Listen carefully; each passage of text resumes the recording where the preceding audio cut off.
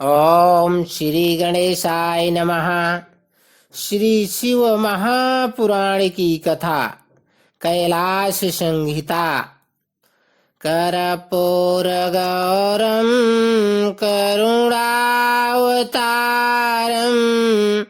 संसार सारम भुजगेन्द्रहारम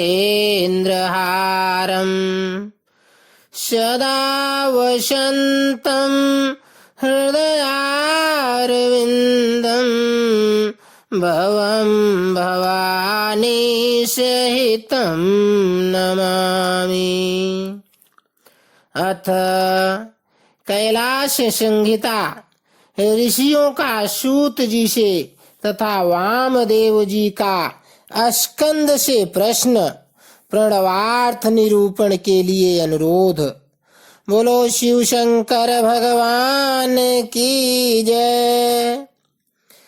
नमः शिवाय सांबाय सगणाय सूनवे प्रधान पुरुषेशाय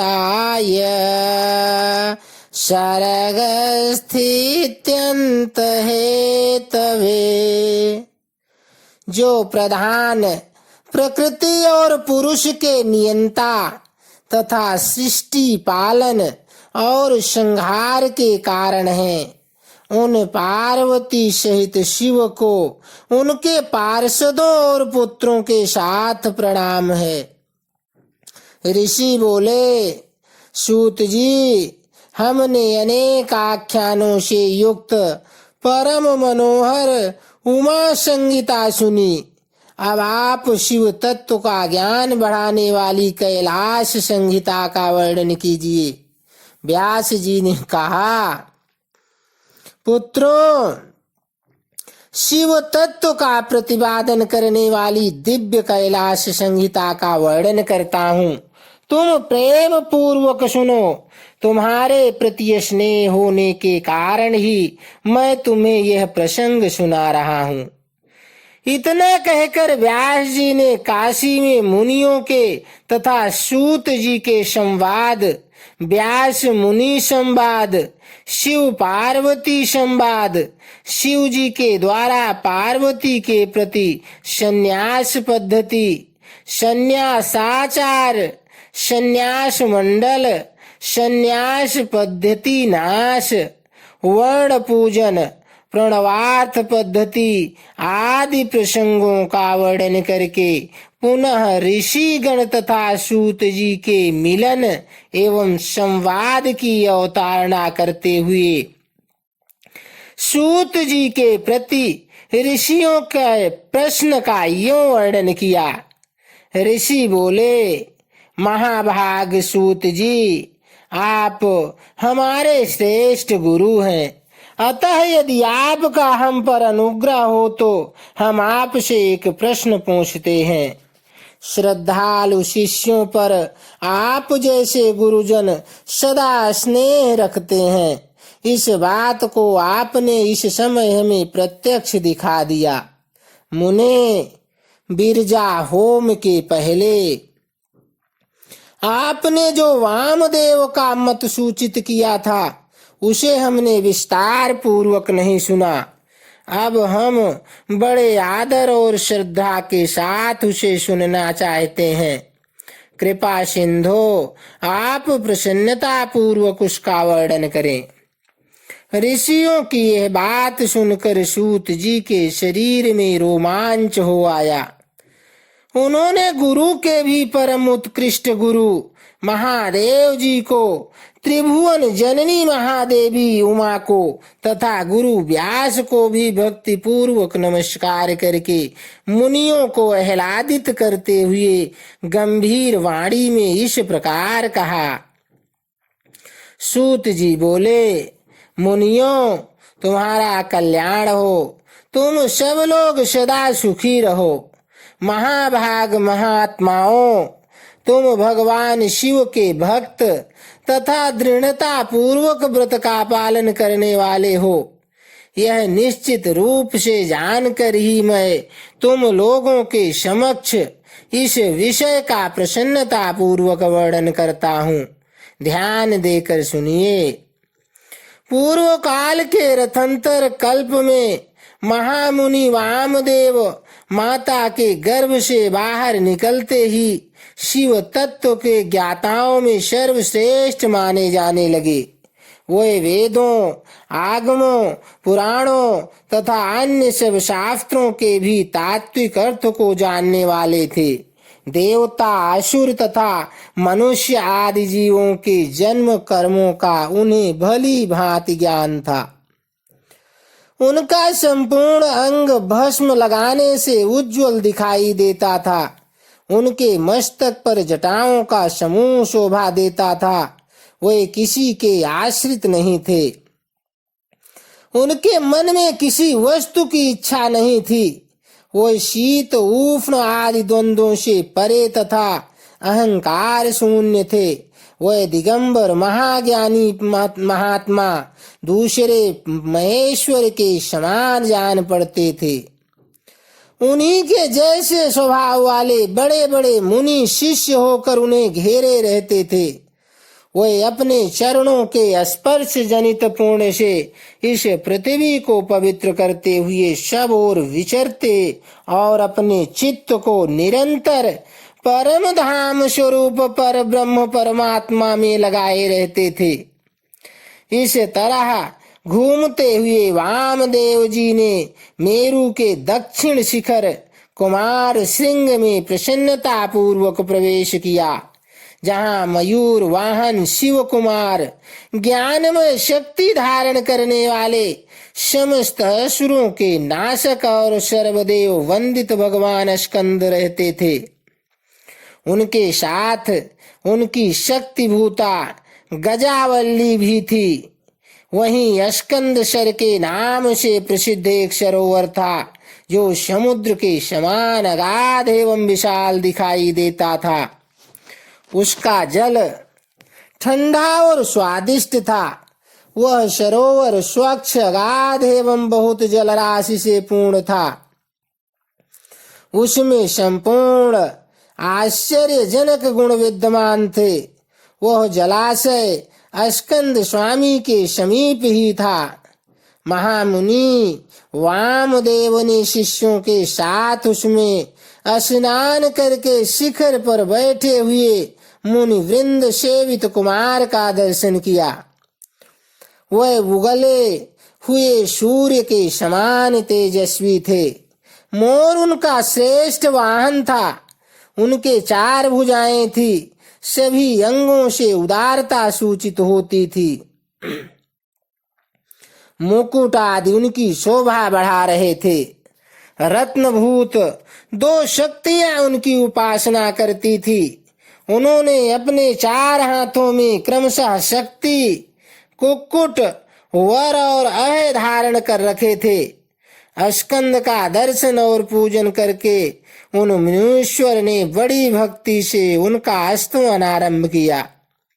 वामदेव बोले, जो प्रणव के वाच्यार्थ, प्रणवार्थ के प्रतिपादक, प्रणवाक्षर बीज से युक्त तथा प्रणव रूप हैं, उन आप स्वामी कार्तिकेय को बार बार नमस्कार है। वेदांत के अर्थभूत ब्रह्मा ही जिनका स्वरूप है, जो वेदांत का अर्थ करते हैं, वेदांत के अर्थ को जानते हैं और नित्य विदित हैं, उन स्कंद स्वामी को बारंबार नमस्कार है। समस्त प्राणियों की हृदय गुफा में प्रतिष्ठित गुह को नमस्कार है, जो स्वयं गुह्य है, जिनका रूप गुह्य है तथा जो गुह्य शास्त्रों के ज्ञाता हैं, उन स्वामी कार्तिकेय को नमस्कार है। प्रभो, आप अणु से भी अत्यंत अणु और महान से भी महान हैं। कारण और कार्य अथवा भूत और भविष्य के भी ज्ञाता हैं। आप परमात्मा स्वरूप को नमस्कार है। आप स्कंद माता के गर्भ से शुद्ध हैं। स्कंदन गर्भ स्खलन ही आपका रूप है। आप सूर्य और अरुण के समान तेजस्वी हैं। पारिजात की माला से सुशोभित मुकुट आदि धारण करने वाले आप स्कंद स्वामी को सदा नमस्कार है। आप शिव के शिष्य और पुत्र हैं। शिव कल्याण देने वाले हैं। शिव को प्रिय है तथा शिवा और शिव के लिए आनंद की निधि हैं। आपको नमस्कार है। आप गंगा जी के बालक, कृत्तिकाओं के कुमार, भगवती उमा के पुत्र तथा शरकंडों के वन में शयन करने वाले हैं। आप महाबुद्धिमान देवताओं को नमस्कार है। षडक्षर मंत्र आपका शरीर है। आप 6 प्रकार के अर्थ का विधान करने वाले हैं।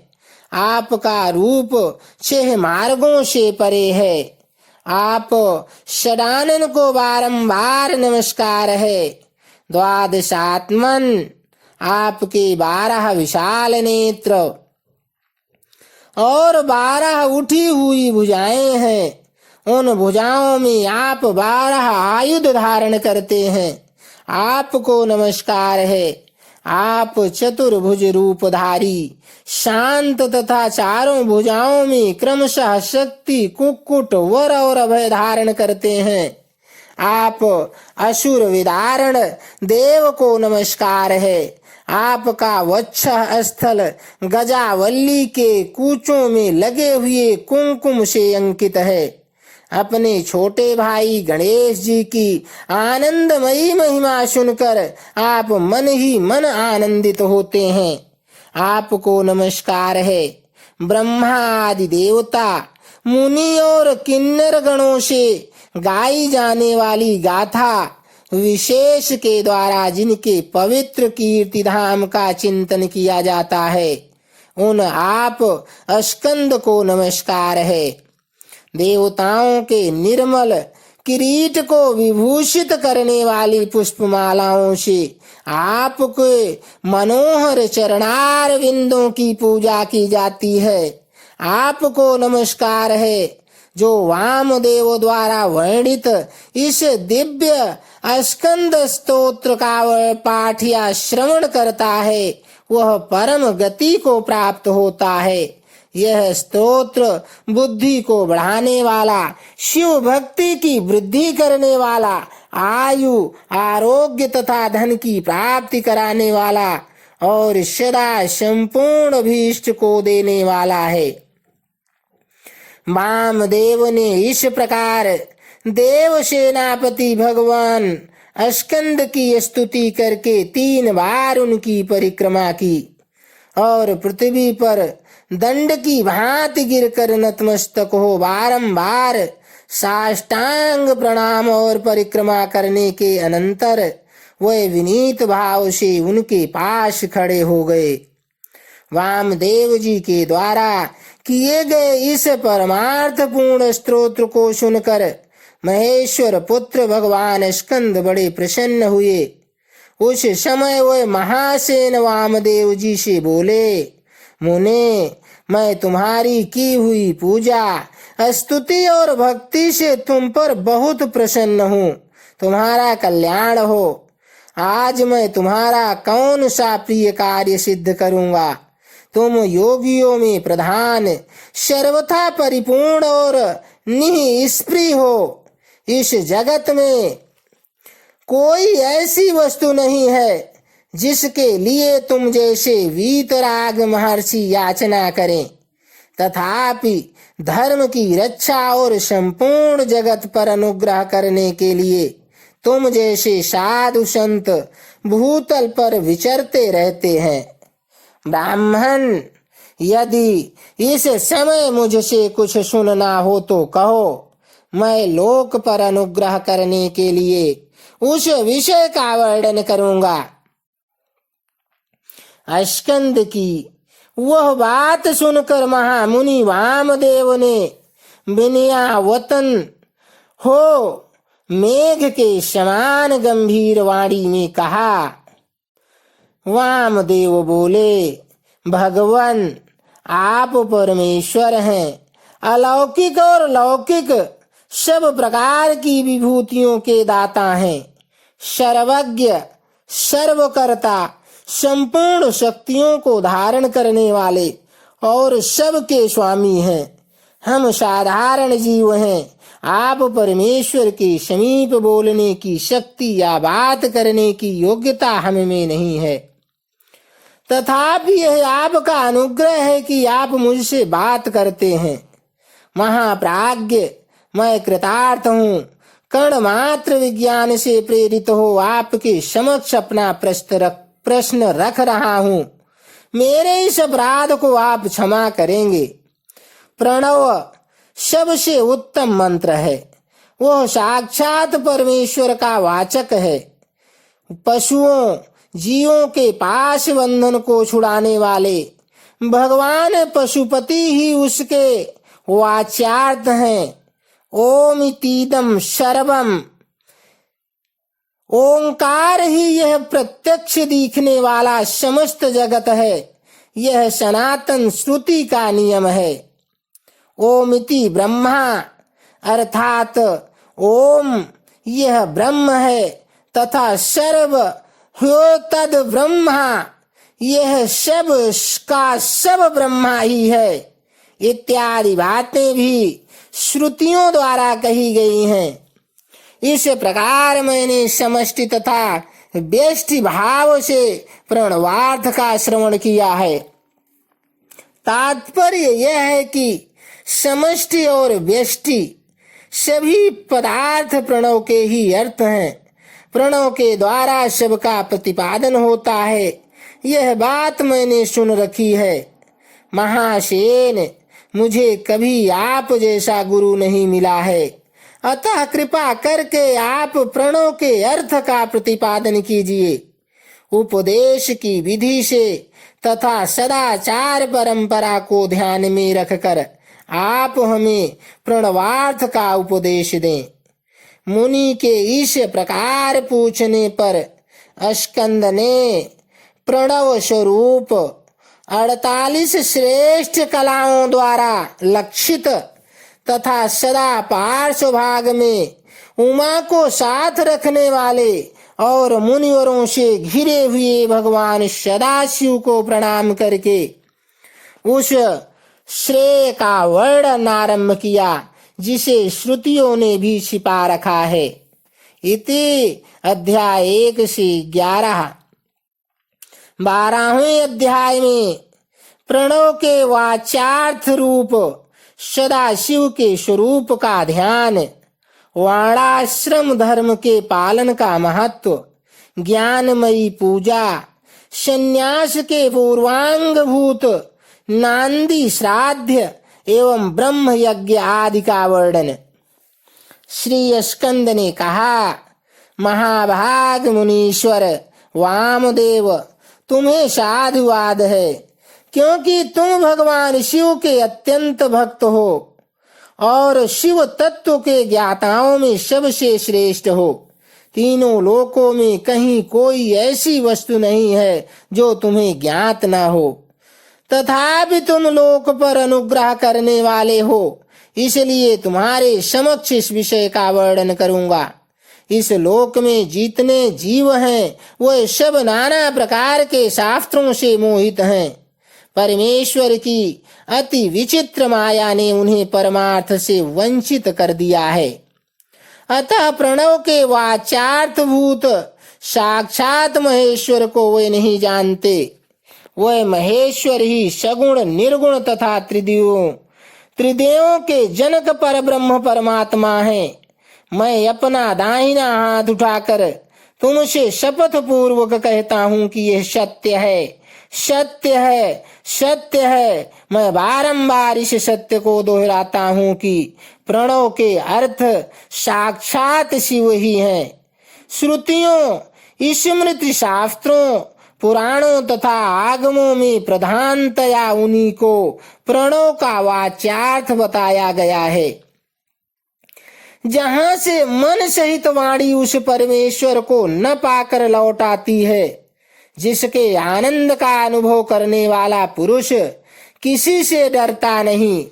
ब्रह्मा, विष्णु तथा इंद्र सहित यह संपूर्ण जगत भूतों और इंद्रिय समुदाय के साथ सर्वप्रथम जिससे प्रकट होता है, जो परमात्मा स्वयं किसी से और कभी भी उत्पन्न नहीं होता, जिसके निकट विद्युत, सूर्य और चंद्रमा का प्रकाश काम नहीं देता तथा जिसके प्रकाश से ही यह संपूर्ण जगत सब ओर से प्रकाशित होता है, वह पर ब्रह्म परमात्मा संपूर्ण ऐश्वर्य से संपन्न होने के कारण स्वयं ही सर्वेश्वर शिव नाम धारण करता है।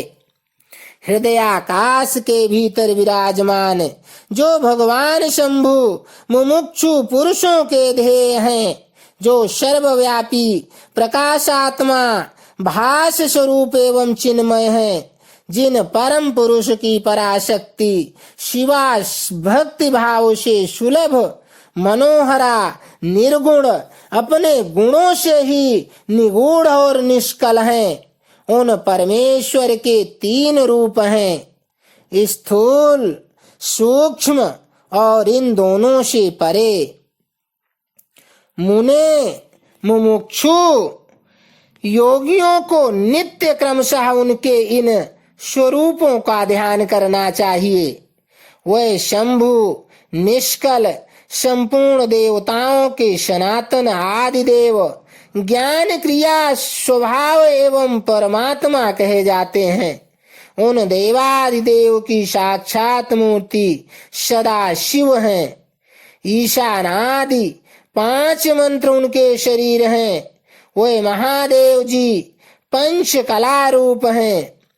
उनकी अंग कांति शुद्ध स्फटिक के समान उज्ज्वल है। वे सदा प्रसन्न रहने वाले तथा शीतल आभा से युक्त हैं। उन प्रभु के 5 मुख, 10 भुजाएं और 15 नेत्र हैं। ईशान मंत्र उनका मुकुट मंडित मस्तक है। तत्पुरुष मंत्र उन पुरातन प्रभु का मुख है। अघोर मंत्र हृदय है। वामदेव मंत्र गुह्य प्रदेश है तथा साध्यो जात मंत्र उनके पैर हैं। इस प्रकार वे 5 मंत्र रूप हैं। वे ही साक्षात साकार और निराकार परमात्मा हैं। सर्वज्ञता आदि 6 शक्तियां उनके शरीर के 6 अंग हैं। वे शब्दादि शक्तियों से स्फुरित हृदय कमल के द्वारा सुशोभित हैं। वाम भाग में मनोन्मणि नामक अपनी शक्ति से विभूषित हैं।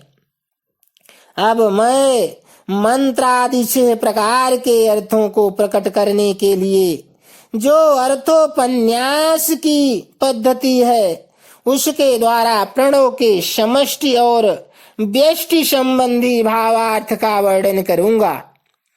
परंतु पहले उपदेश का क्रम बताना उचित है, इसलिए उसी को सुनो। मुने, इस मानव लोक में 4 वर्ण प्रसिद्ध हैं। उनमें से जो ब्राह्मण, क्षत्रिय और वैश्य ये 3 वर्ण हैं, उन्हीं का वैदिक आचार से संबंध है। त्रैवर्णिकों की सेवा ही जिनके लिए सारभूत धर्म है, उन शूद्रों का वेदाध्ययन में अधिकार नहीं है। यह सब त्रैवर्णिक अपने अपने आश्रम धर्म के पालन में हार्दिक अनुराग के साथ लगे हों तो उनका ही श्रुतियों और स्मृतियों में प्रतिपादित धर्म के अनुष्ठान में अधिकार है, दूसरे का कदापि नहीं। श्रुति और स्मृति में प्रतिपादित कर्म का अनुष्ठान करने वाला पुरुष अवश्य सिद्धि को प्राप्त होगा। यह बात वेदोक्त मार्ग को दिखाने वाले परमेश्वर ने स्वयं कही है। वर्ण धर्म और आश्रम धर्म के पालन जनित पूर्ण से परमेश्वर का पूजन करके बहुत से श्रेष्ठ मुनि उनके सायुज्य को प्राप्त हो गए हैं। ब्रह्मचर्य के पालन से ऋषियों की, यज्ञ कर्मों के अनुष्ठान से देवताओं की तथा संतानोत्पादन से पितरों की तृप्ति होती है, ऐसा श्रुति ने कहा है।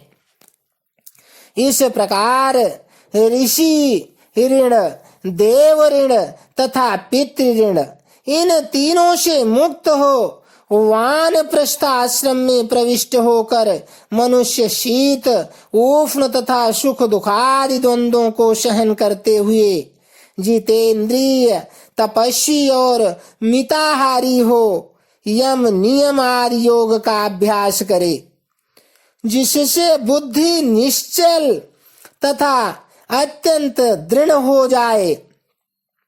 इस प्रकार क्रमशः अभ्यास करके शुद्ध चित्त हुआ पुरुष संपूर्ण कर्मों का संन्यास कर दे। समस्त कर्मों का संन्यास करने के पश्चात ज्ञान के समादर में तत्पर रहे। ज्ञान के समादर को ही ज्ञानमयी पूजा कहते हैं। वह पूजा जीव की साक्षात शिव के साथ एकता का बोध कराकर जीवन मुक्ति रूप फल देने वाली है। यतियों के लिए इस पूजा को सर्वोत्तम तथा निर्दोष समझना चाहिए। महाप्राज्ञ, तुम पर स्नेह होने के कारण लोकानुग्रह की कामना से मैं उस पूजा की विधि बता रहा हूं, सावधान होकर सुनो। साधक को चाहिए कि वह संपूर्ण शास्त्रों के तत्वार्थ के ज्ञाता, वेदांत ज्ञान के पारंगत तथा बुद्धिमानों में श्रेष्ठ आचार्य की शरण में जाए। उत्तम बुद्धि से युक्त एवं चतुर साधक आचार्य के समीप जाकर विधिवत दंड प्रणाम आदि के द्वारा उन्हें यत्न पूर्वक संतुष्ट करे। फिर गुरु की आज्ञा ले वह 12 दिनों तक केवल दूध पीकर रहे। तदनंतर शुक्ल पक्ष की चतुर्थी या दशमी को प्रातः काल विधिवत स्नान कर शुद्ध चित्त हुआ विद्वान साधक नित्य कर्म करके गुरु को बुलाकर शास्त्रोक्त विधि से नंदी श्राद्ध करे। नांदी श्राद्ध में विश्व देवों की संज्ञा सत्य और वसु बताई गई है। प्रथम देव श्राद्ध में नांदी मुख देवता ब्रह्मा, विष्णु और महेश कहे गए हैं। दूसरे ऋषि श्राद्ध में उन्हें ब्रह्मर्षि, देवर्षि तथा राजर्षि कहा गया है। तीसरे दिव्य श्राद्ध में उनकी वसु, रुद्र और आदित्य संज्ञा बताई गई है। चौथे मनुष्य श्राद्ध में शनकादिचार मुनीश्वर ही नांदी मुख देवता हैं। पांचवें भूत श्राद्ध में 5 महाभूत नेत्र आदि 11 इंद्रिय समूह तथा जरायुज आदि चतुर्विध प्राणी समुदाय नांदी मुख माने गए हैं। छठे पितृ श्राद्ध में पिता, पितामह और प्रपितामह ये 3 नांदी मुख देवता हैं। सातवें मातृ श्राद्ध में माता, पितामही और प्रपितामही इन तीनों को नांदी मुख देवता बताया गया है। तथा 8वें आत्म श्राद्ध में आत्मा, पिता, पितामह और प्रपितामह ये 4 नांदी मुख देवता कहे गए हैं। माता महात्मक श्राद्ध में मातामह, प्रमातामह और वृद्ध प्रमातामह ये 3 नांदी मुख देवता सपत्नीक बताए गए हैं। प्रत्येक श्राद्ध में 2-2 ब्राह्मण करके जितने ब्राह्मण आवश्यक हो उनको आमंत्रित करें और स्वयं यत्न पूर्वक आचमन करके पवित्र हो उन ब्राह्मणों के पैर धोएं। उस समय इस प्रकार कहें, जो समस्त संपत्ति की प्राप्ति में कारण आई हुई आपत्ति के समूह को नष्ट करने के लिए धूमकेतु, अग्नि रूप तथा अपार संसार सागर से पार लगाने के लिए सेतु के समान है। वह ब्राह्मणों की चरण धूलियां मुझे पवित्र करें। जो आपत्ति रूपी घने अंधकार को दूर करने के लिए सूर्य, अभीष्ट अर्थ को देने के लिए कामधेनु तथा समस्त तीर्थों के जल से पवित्र मूर्तियां हैं, वे ब्राह्मणों को की चरण धूलियां मेरी रक्षा करें। ऐसा कह पृथ्वी पर दंड की भांति पड़कर साष्टांग प्रणाम करें। तत्पश्चात पूर्वाभिमुख होकर बैठकर भगवान शंकर के युगल शरणार बिंदों का चिंतन करते हुए दृढ़ता पूर्वक आसन ग्रहण करें। हाथ में पवित्री ले शुद्ध हो, नूतन यज्ञोपवीत धारण कर 3 बार प्राणायाम करें।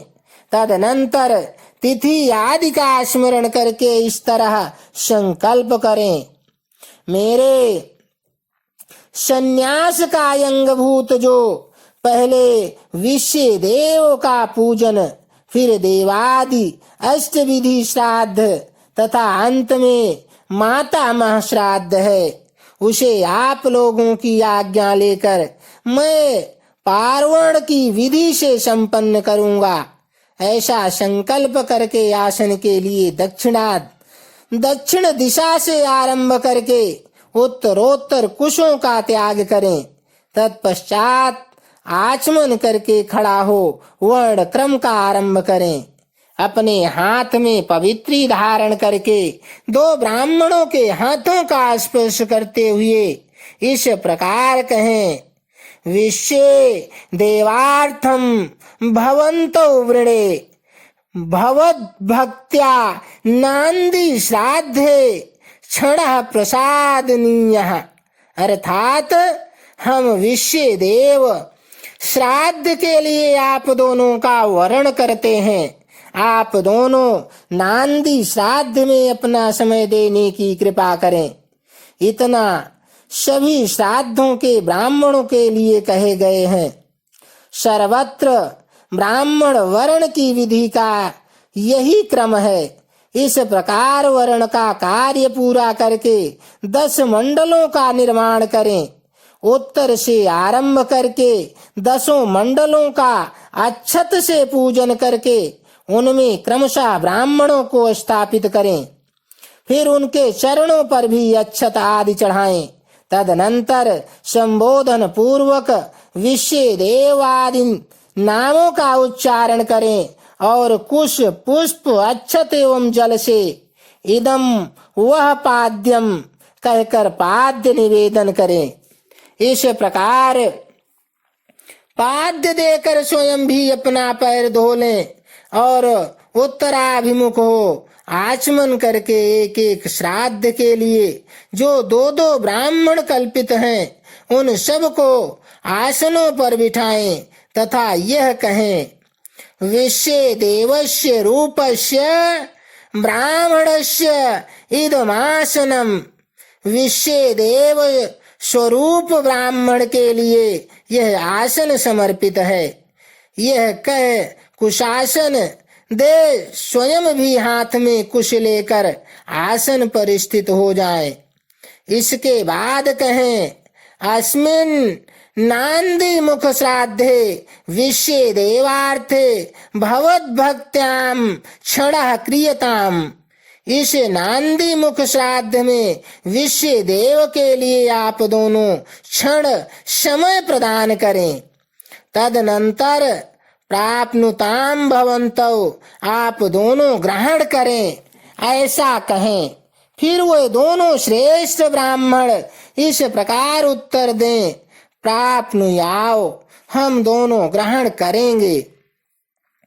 इसके बाद यजमान उन श्रेष्ठ ब्राह्मणों से प्रार्थना करें, मेरे मनोरथ की पूर्ति हो, संकल्प की सिद्धि हो, इसके लिए आप अनुग्रह करें। तत्पश्चात पद्धति के अनुसार अर्घ दे पूजन कर शुद्ध केले के पत्ते आदि धोए हुए पात्रों में परिपक्व अन्न आदि भोज्य पदार्थों को परोस कर पृथक पृथक कुश बिछाकर और स्वयं वहां जल छिड़क कर प्रत्येक पात्र पर आदर पूर्वक दोनों हाथ लगा पृथ्वी ते पात्रम इत्यादि मंत्र का पाठ करें। वहां स्थित हुए देवता आदि का चतुर्थ्यंत उच्चारण करके अक्षत सहित जल ले स्वाहा बोलकर उनके लिए अन्न अर्पित करें और अंत में नमः इस वाक्य का उच्चारण करें। सर्वत्र माता आदि के लिए भी अन्न अर्पण की यही विधि है। अंत में इस प्रकार प्रार्थना करें, यत् पाद पद्म स्मरणाद यस्य नाम जपादपि न्यूनं कर्म भवेत् पूर्णं तं वन्दे शाम्बमीश्वरम्। जिनके चरणारविंदों के चिंतन एवं नाम जप से न्यूनता पूर्ण अथवा अधूरा कर्म भी पूरा हो जाता है, उन शाम्ब सदाशिव उमा महेश्वर की मैं वंदना करता हूँ। इसका पाठ करके कहें, ब्राह्मणों, मेरे द्वारा किया हुआ यह नांदी मुख श्राद्ध यथोक्त रूप से परिपूर्ण हो, यह आप कहें। ऐसी प्रार्थना के साथ श्रेष्ठ ब्राह्मणों को प्रसन्न करके उनका आशीर्वाद ले और अपने हाथ में लिया हुआ जल छोड़ दें। फिर पृथ्वी पर दंड की भांति गिरकर प्रणाम करें और उठकर ब्राह्मणों से कहें, यह अन्न अमृत रूप हो। फिर उदार चेता साधक हाथ जोड़ अत्यंत प्रसन्नता पूर्वक प्रार्थना करें। श्री रुद्र सूक्त का चमकाध्याय सहित पाठ करें। पुरुष सूक्त की भी विधिवत आवृत्ति करें। मन में भगवान सदाशिव का ध्यान करते हुए ईशानः सर्व विद्यानाम इत्यादि 5 मंत्रों का जप करें। जब ब्राह्मण लोग भोजन कर चुके तब रुद्र सूक्त का पाठ समाप्त कर क्षमा प्रार्थना पूर्वक उन ब्राह्मणों को पुनः अमृता पिधानमसि स्वाहा यह मंत्र पढ़कर उत्तरा पोषण के लिए जल दें। तदनंतर हाथ पैर धो आचमन करके पिंडदान के स्थान पर जाएं। वहां पूर्वाभिमुख बैठकर मौन भाव से 3 बार प्राणायाम करके इसके बाद मैं नांदी मुख श्राद्ध का अंगभूत पिंडदान करूंगा, ऐसा संकल्प करके दक्षिण से लेकर उत्तर की ओर 9 रेखाएं खींचें और उन रेखाओं पर क्रमशः 12 पूर्वाग्र कुश बिछाएं। फिर दक्षिण की ओर से देवता आदि के 5 स्थानों पर चुपचाप अक्षत और जल छोड़ें। पितृवर्ग के 3 स्थानों पर क्रमशः अक्षत जल छोड़कर 9वें माता महादि के स्थान पर भी मार्जन करें। तत्पश्चात अत्र पितरो मादेध्वम कहकर देवादि के 5 स्थानों पर क्रमशः अक्षत जल छोड़ें। इस प्रकार अवनेजन दें। 5 स्थानों पर प्रत्येक के लिए 3 पिंड दें। इसी तरह शेष स्थानों पर भी करें। अपने गृह्य सूत्र में बताई हुई पद्धति के अनुसार सभी पिंड पृथक पृथक देने चाहिए। फिर पितरों के साध गुण के लिए जल अक्षत अर्पित करें। तत्पश्चात अपने हृदय कमल में सदा शिव देव का ध्यान करें और पूर्वोक्त यत्पाद पद्य स्मरणात् इत्यादि श्लोक का पुनः पाठ करके ब्राह्मणों को नमस्कार पूर्वक यथाशक्ति दक्षिणा दें।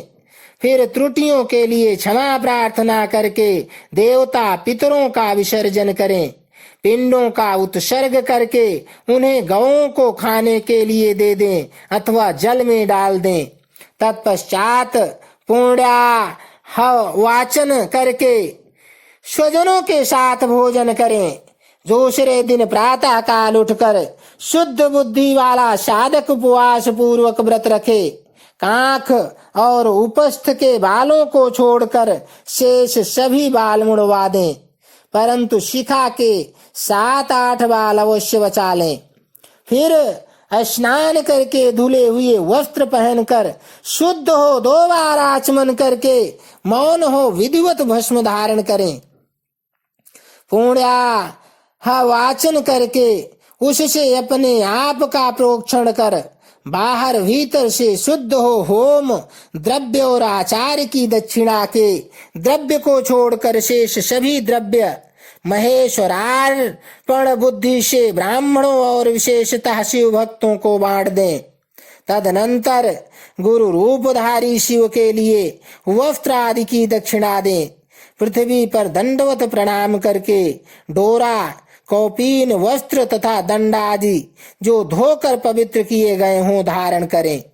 तदनंतर होम द्रव्य और समिधा आदि लेकर समुद्र या नदी के तट पर, पर्वत पर, शिवालय में, वन में अथवा गौशाला में किसी उत्तम स्थान का विचार करके वहां बैठ जाएं और आचमन करके पहले मानसिक जप करें।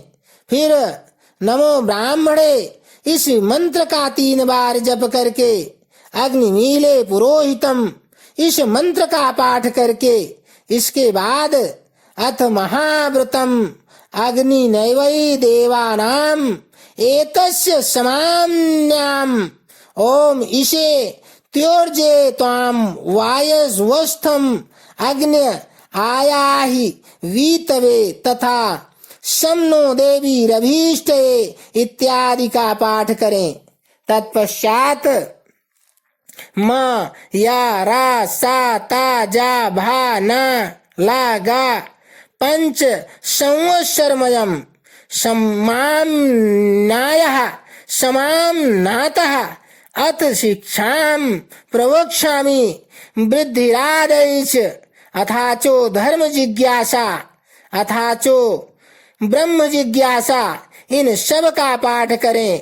तदनंतर यथा संभव वेद पुराण आदि का स्वाध्याय करें। इसके बाद ओम ब्राह्मणे नमः, ओम इंद्राय नमः, ओम सूर्याय नमः, ओम सोमाय नमः, ओम प्रजापतये नमः, ओम आत्मने नमः, ओम अंतरात्मे नमः, ओम ज्ञानात्मे नमः, ओम परमात्मे नमः इत्यादि रूप से ब्रह्मा आदि शब्दों के आदि में ओम और अंत में नमः लगाकर उनके चातुर्थ्यंत रूप का जप करें। इसके बाद 3 मुट्ठी सत्तू लेकर प्रणव के उच्चारण पूर्वक 3 बार खाएं और प्रणव से ही 2 बार आचमन करके नाभि का स्पर्श करें। उस समय आगे बताए जाने वाले शब्दों के आदि में प्रणव और अंत में नमः स्वाहा जोड़कर उनका उच्चारण करें। जैसे ओम आत्मने नमः स्वाहा, ओम अंतरात्मे नमः स्वाहा, ओम ज्ञानात्मने नमः स्वाहा, ओम परमात्मे नमः स्वाहा, ओम प्रजापतये नमः स्वाहा इति। तदनंतर पृथक पृथक प्रणव मंत्र से ही दूध दही मिले हुए घी को अथवा केवल जल को 3 बार चाट कर पुनः 2 बार आचमन करें। इसके बाद मन को स्थिर करके सुस्थिर आसन पर पूर्वाभिमुख बैठकर शास्त्रोक्त विधि से 3 बार प्राणायाम करें। इति अध्याय 12। बोलो शंकर